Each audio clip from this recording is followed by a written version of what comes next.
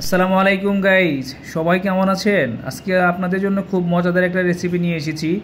আপনার ইরানি ছোলা।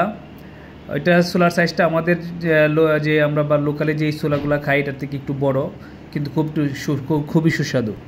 প্রথমেই আমরা আগে থেকে বোনা করা পেঁয়াজ দিয়ে দিলাম, তারপরে আপনার গোটা গরম মশলাগুলো দিয়ে দিলাম, আপনার স্বাদ মতো লবণ, তারপর আমরা আদা, রসুন,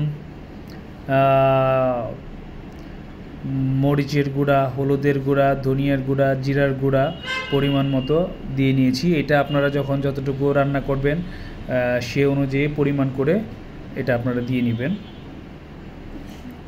তারপরে এই মশলাগুলোকে আমরা কষালাম। কষানোর পরে আমরা অল্প পরিমাণ পানি দিয়ে নিয়েছি। কষানোর জন্য পানিটা দেওয়ার কারণ হলো আপনার যেন মশলাটা পুড়ে নিচে ধরে না যায়।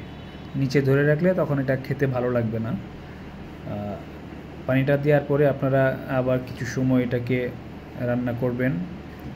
রান্না করার পরে যখন দেখবেন যে মশলা থেকে তেলটা আলাদা হয়ে গেছে, তবে একটা জিনিস খেয়াল রাখবেন, যত সময় আপনার তেলটা মশলা থেকে উপরে ভেসে না উঠছে বা তেলটা আর মশলাটা আলাদা হয়ে না যাচ্ছে, তত সময় আপনারা এটাকে মিডিয়াম আঁচে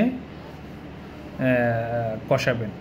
তারপর আপনার যখন আপনার মশলাটা কষানো হয়ে যাবে তখন তারপর আমরা গাজর, আলু, কাঁচামরিচ, টমেটো দিয়ে ওইটা মশলার সাথে আমরা কিছু সময় রান্না করব।